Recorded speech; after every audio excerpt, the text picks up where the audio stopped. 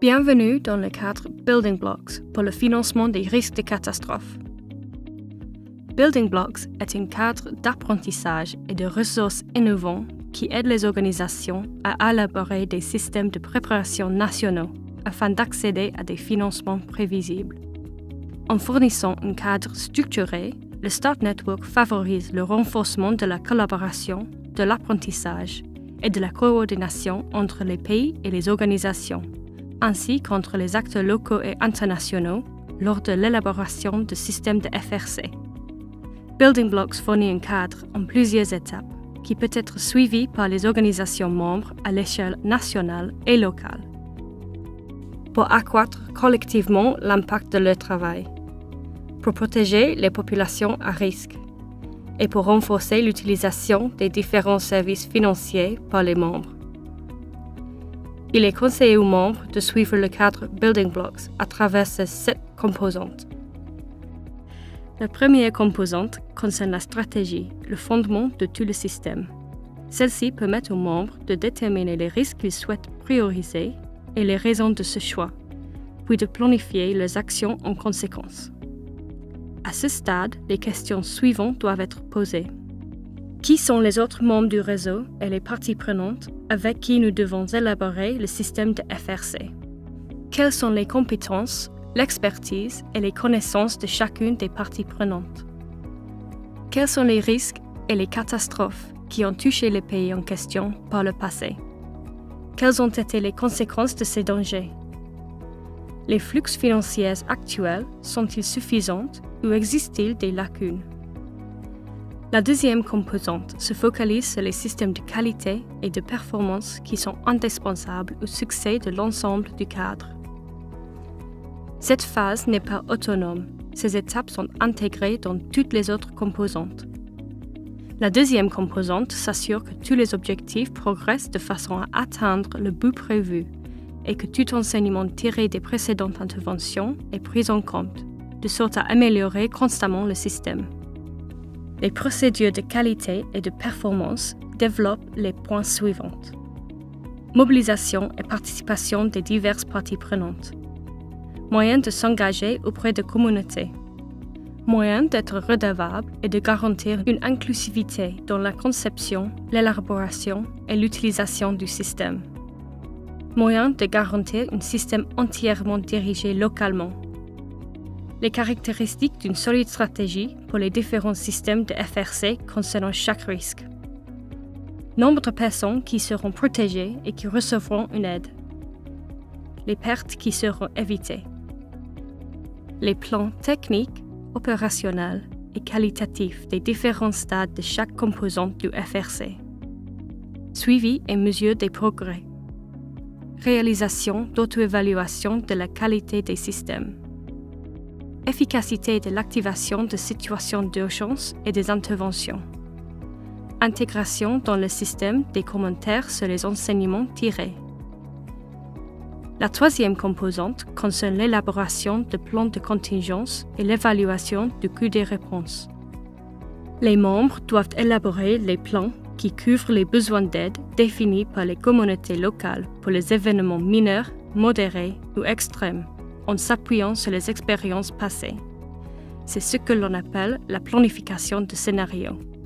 Ces plans se basent sur la vulnérabilité locale, sur les besoins anticipés et sur les compétences, les connaissances et l'expérience des acteurs en matière d'anticipation et de réponse à des crises.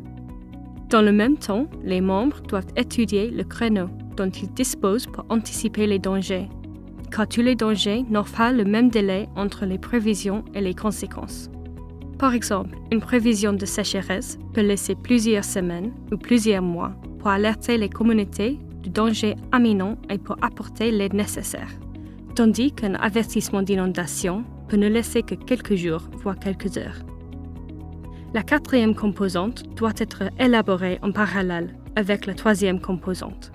Dans le cadre de la quatrième composante, les membres doivent établir un système d'analyse des risques permettant de mesurer les risques et les incertitudes et d'identifier diverses données pour déclencher des mesures et des financements.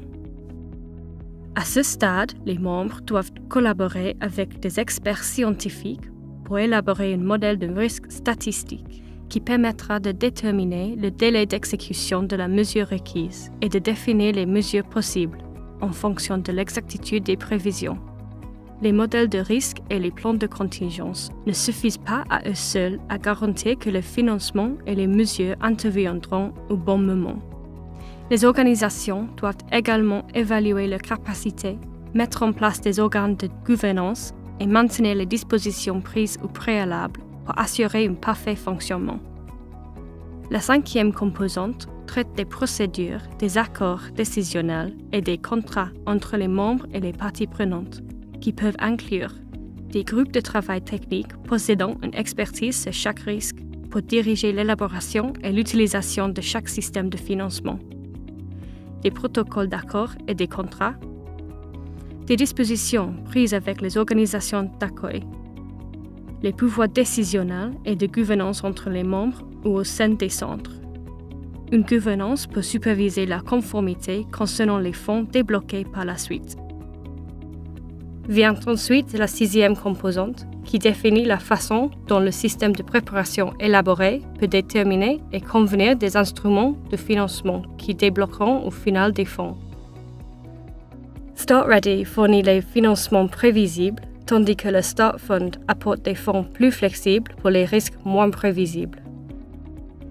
La 6e composante inclut les étapes nécessaires pour lancer une alerte au Start Fund, lesquelles figurent dans le manuel du Start Fund, mais aussi l'autre alternative pour demander un déclenchement de fonds auprès de Start Ready, y compris la demande d'évaluation de la qualité et des couvertures qui doit être élaborée.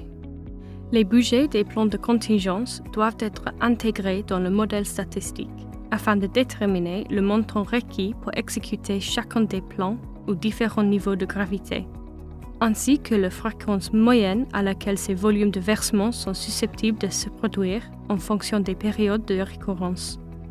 Start Ready utilise ces informations capitales pour déterminer la couverture financière qu'il peut fournir à un pays lorsqu'un seuil de risque est atteint. La dernière étape, celle de la 7e composante, s'intéresse à ce qui se passe une fois qu'un seuil de déclenchement a été atteint.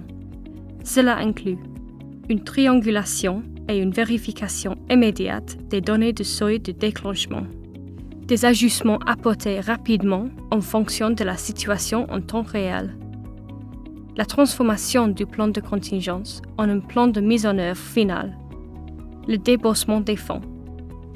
Une fois le système activé, des indemnités seront versées pour permettre aux membres et à leurs partenaires de superviser l'exécution des mesures planifiées, qui sécuriseront la vie et les biens des membres de la communauté et renforceront la préparation à la crise potentielle avant qu'elle ne frappe.